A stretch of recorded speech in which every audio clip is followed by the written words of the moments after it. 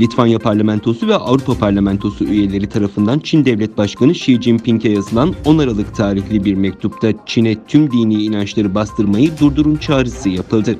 29 milletvekilinin ortak imzaladığı mektupta Çin hükümetinin Doğu Türkistan'da Uygur Türklerine yönelik soykırım uygulamakta olduğu dile getirildi.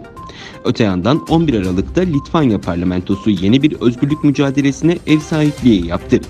Dini özgürlük ve vicdan özgürlüğü çağdaş zorluklar konulu uluslararası forumda konuşmacılar Asya'daki insan haklarını ve dini özgürlük ihlallerini tartıştı.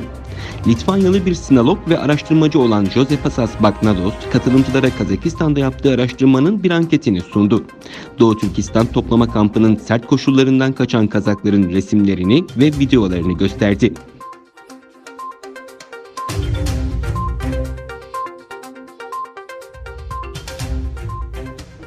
İstanbul'da Çin'in Uygur Türklerine yönelik soykırım ve asimilasyon politikasına karşı protesto gerçekleştirildi. 15 Aralık tarihinde Alperen Ocakları'nın organizasyonuyla Çin'in İstanbul Konsolosluğu önünde toplanan binlerce kişi Çin zulmüne karşı sloganlar attı. Konsolosluk önünde yapılan açıklamada Çin'in işgal altındaki Doğu Türkistan'da Uygurlara yönelik etnik soykırım uyguladığı ve bunun derhal durdurulması gerektiği vurgulandı. Öte yandan Doğu Türkistan ve Türk bayraklarıyla Kayseri'deki Cumhuriyet Meydanı Bürüngüz Camii önünde bir araya gelen yüzlerce kişi Çin'in Uygur Türklerine yönelik insan hakları ihlallerini protesto etti.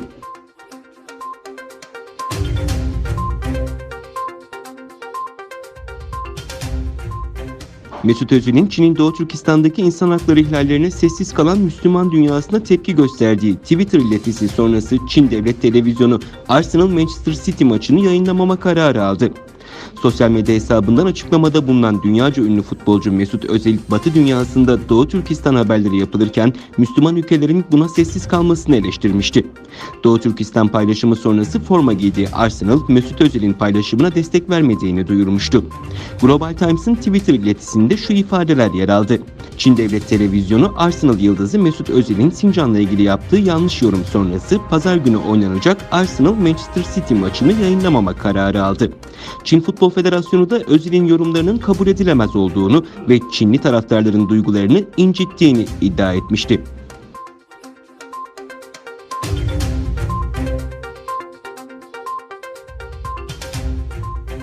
ABD'nin Çin'in Washington Büyükelçiliğinde çalıştığına inanılan 2 diplomatı askeri bir üsse araçlarıyla izinsiz girdikleri gerekçesiyle Eylül ayında gizlice kovduğu iddia edildi.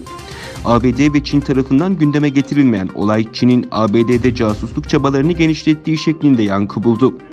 Çinli diplomatların eşlerinin de içinde bulunduğu bir araçta Virginia eyaletindeki hassas askeri üssün kontrol noktasında durdurulup bölgeye giriş izni olmadıkları, geri dönüp üstten ayrılmaları gerektiğini söylendiği ancak aracın uyarıya rağmen yoluna devam ettiği belirtildi.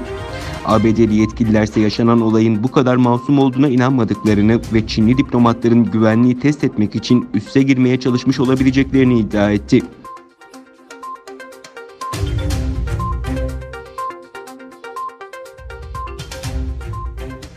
Madrid'deki iklim zirvesi küresel ısınmayla mücadele için alınması beklenen ciddi kararlar üzerinden uzlaşılamadan sona erdi. Birleşmiş Milletler Genel Sekreteri hayal kırıklığına uğradığını ancak vazgeçilmemesi gerektiğini söyledi. Küresel ısınmayla mücadele konusunda ülkelerin atması gereken adımların ele alındığı 25. Birleşmiş Milletler İklim Zirvesi sonlandı.